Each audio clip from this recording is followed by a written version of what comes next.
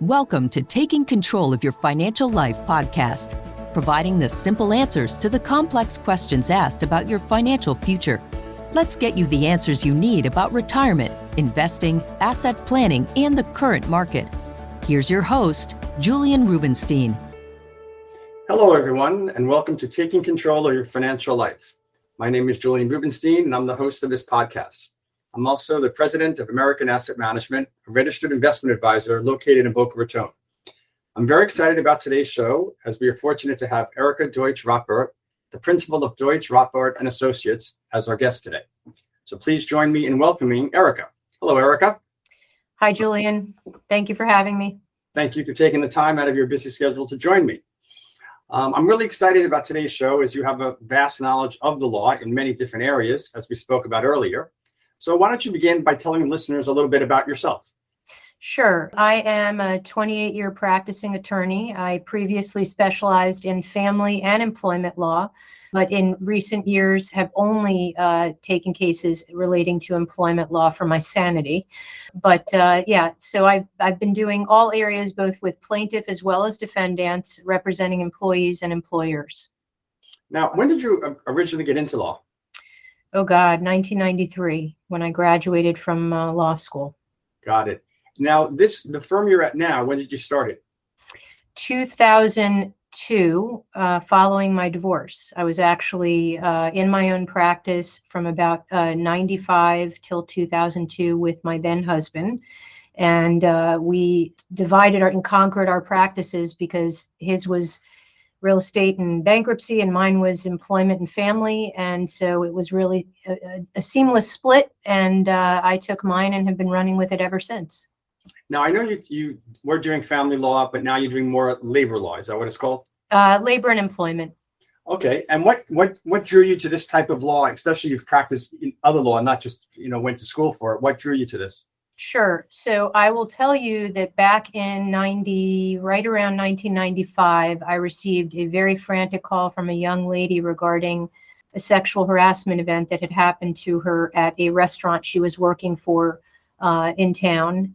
And ultimately, I was just intrigued by her allegations and researched the heck out of it, and ultimately, kind of took a complete interest in it, and ultimately took the road of going employment law and learning anything and everything, taking advanced courses, CLE courses, even getting a mentor, to assist me to really know what I was doing. And since then, I've been doing it by myself pretty much ever since, and took cases both to federal court, state court, tried cases, settled cases, mediated cases.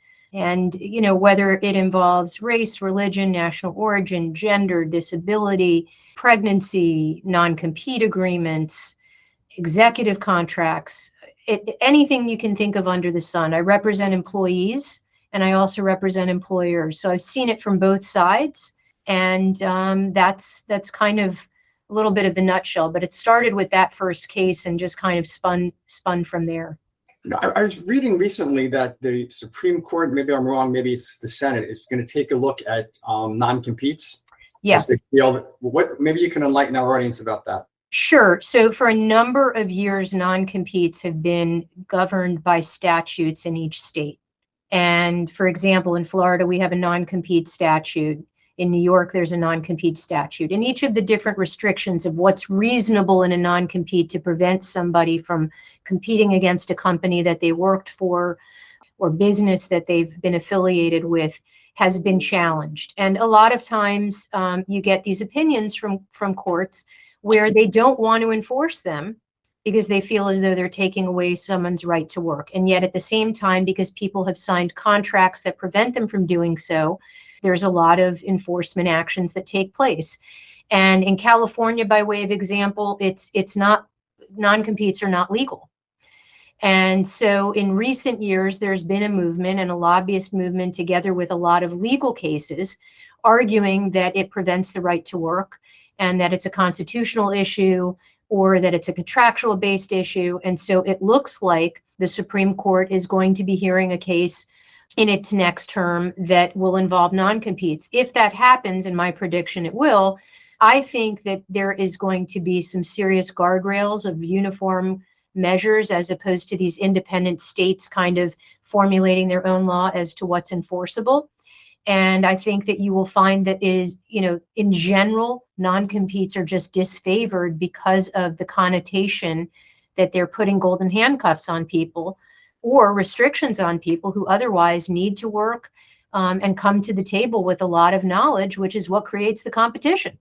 Right. It's interesting. So in our industry, for years, when a stockbroker would jump from one firm to another, they'd immediately get an injunction to stop them. Of course. And then they figured out this is really silly. So now they have an agreement where they don't bother.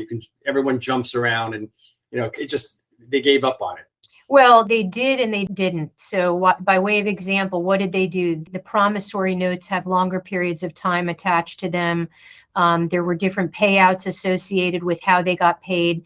And so it kept the brokerage industry in line, kind of, as I've mentioned, the golden handcuffs. There's a lot of attachments that go to these non-competes. Sometimes it's severance agreements. Sometimes it's, compensation structures that are attached. Other times it's flat out, you can't compete the minute we terminate you. And now what do you find? Somebody's soliciting or doing something of a nature that causes concern to the company because they think their client base or business is being affected. So it's what I call very fertile ground, and it has been for many years.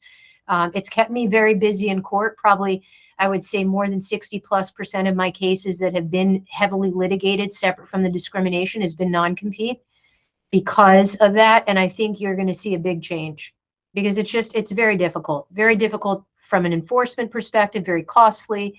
And I think, businesses are getting smarter, as are the courts getting smarter on wanting and not wanting to enforce them. Right. Well, you got to give people a chance to make a living, as you say, right? And right. You can't force them to work somewhere if they're not happy. Right. And even with the argument of suggesting, oh, well, they can go work for some industry that's not competing. Well, when you've crafted your entire career to be a certain way, and now just because you've left a company that you've signed this document with, you're told you can't do those things, and now you got to go sell some other kind of widget. It's problematic. It's a lot easier said than done, for sure. Sure. You were telling me earlier about some cases where people do get, whether it's sexual harassment or other payouts, and some are taxable, some are not. Yeah. So, for example, anything with a physical impact, and I preface this by saying I'm not an accountant, and everybody kind of interprets the IRS code the way they choose.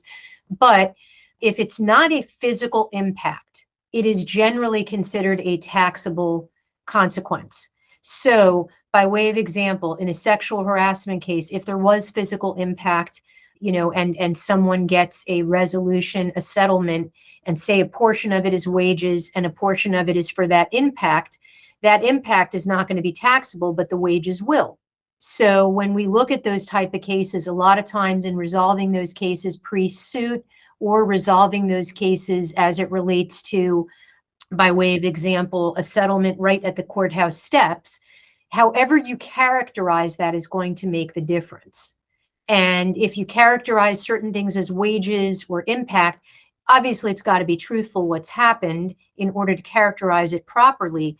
But I just say that because then a lot of times clients are like, well, I'm getting a decent amount of money. What do I do with that money? And if I'm taxed on that money, what's my next steps with that money? Versus if it's a non-taxable consequence, you're still saying, well, I'm getting a lot of money. What am I doing with that money? Got it. And when it comes to labor law, and when people do have an issue, what do you counsel them? So there are a couple of different things. Employment labor are two different things. So with labor, which involves mostly union related type of work, the first step is to go to your union steward. Speak with them if you have a union and your employment is attached to some form of union relationship. If it's not, then it's going to be private, in which case it's going to be employment law anyway. It's just not labor. So if it's employment law, in which case you're going to go to an employment lawyer. Every employment lawyer works differently. You see a lot of billboards out there about employment. Not a fan. I think that, these firms are taking the model from the page of a personal injury lawyer. And so I run the other way. That's just my personal opinion. I look for someone who is an expert, someone who's been doing it a long time, someone who's tried and true and who knows what they're doing, understanding what areas that they've practiced in employment law, and getting a very good consultation with that attorney. And in doing so, a lot of times you're going to pay a consultation fee because it's just like going to any professional or doctor. You're going to go and you're going to pay an educated expert for their advice versus calling a 1-800 line and thinking that you're going to get some expert advice because it's usually screened by a paralegal or something like that, who then forks over the case to the attorney. But you want an expert opinion. I don't care whether it involves a contract, an executive agreement, you're exiting a company and they're giving you a severance package with a release that you need to consider, or you feel as though you've been wronged in some capacity relating to discriminatory conduct or mistreatment, or you've blown the whistle on something. So that's what I would say. And you got to go to an attorney. And the first step is the intake and understanding whether or not you have a claim, and then understanding how that attorney will handle the claim and what they intend to do procedurally to avail your rights. Now, I know you're not practicing family law now, but when you were, what would you say is the biggest mistake people make in family law? Let's first talk about divorce. Sure. So the biggest mistake that people make is a lot of times they come in and they are already behind the 8 ball. And what do I mean by that? They've either already gotten served with papers, maybe they didn't see it coming, or they saw it coming and never did anything to prepare. Those who didn't do anything to prepare, but they knew it was coming, shame on them. It's kind of like football, right? If you're an offense, you need to be prepared. If you're a defense, you need to be prepared. So as I look at it, getting an expert opinion from a family lawyer, any more than I would pull my own teeth out or triage my own dentistry work, I would, go to an expert. And I think that a lot of folks are concerned, oh, a lawyer's going to do this or do that. It's important that you get an expert opinion from a family lawyer who understands and can triage your story, your situation, understanding your financials. To me, what does family law generally boil down to, with the exception of custody issues? 90% of these issues involve money. Why? Because it's dividing of assets, it's dividing of liabilities. And so from where I sit, you've got to talk to somebody to understand how. And get an accountant on board who can, assuming that there are enough assets at stake, that will be able to help you work through what you're going to need, both whether it's alimony, child support, and understanding your assets and how that will play out in the outcome of what you ultimately obtain from the process. Right. It makes very, very much sense to me. What would you say is your unique approach with your clients that separates you from other attorneys in your field? It's really a great question. I am an attorney who doesn't make threats, I make promises. And so in my practice, I have always sat down with the client, spent as much time as I need to understand their case before I decide to take it. I run a very boutique practice. I don't take every case. Anybody who does is making a huge mistake. And so what separates me is I'm very boutique. I'm not volume oriented or volume driven. So, I look at the case the same way I would if it was a family member. I look at the case and know that I'm going to live with that client from beginning to end and work through that process. I'm not afraid to go to trial. I think a lot of attorneys talk about trial, but never been to trial. I think a lot of attorneys don't really understand that litigation, you need to take as much of an aggressive approach as these large defense firms do in defending the case. And so you need to be prepared to roll up your sleeves, not be afraid to do the work, not be afraid to write your tail off for federal court, and not be afraid to make those arguments. And if you're not getting what you need out of the process, to push that process as far as you can go within reasonable limits and ethical limits to ensure that you get the result you want. Okay, that's very good. Is there anything you want to share with the listeners that we haven't discussed? No, I think the only thing that I would say is, anyone coming to, whether it's you or me, they're looking for expert advice. And if they're looking for expert advice, they should look no further. But at the same time, understand that, we are not gods. We don't and can't predict anything. We can give the best educated opinion. And that best educated opinion doesn't guarantee what a jury is going to do, doesn't guarantee what a judge is going to do, doesn't guarantee what the market's going to do. It's just that we know from our experience, and that's what we work from, and that's what I work from.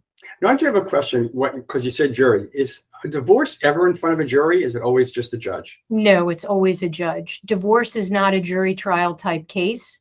You're not entitled to a jury. The judge is the one who decides, and that's what makes divorce a tough one as well, because just from the politics of the game, the attorneys that play in that arena, you want to go to somebody who is routinely in front of those judges because they know them, and judges either receive them well or don't receive them well. Right. So it's really important to do the homework on the attorneys just as much as it is important to do the homework on the judge that you get. But I can't help but remember the scandal we had with the judges in Delray.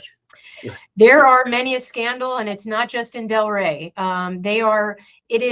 Let's just say it's everywhere. Right.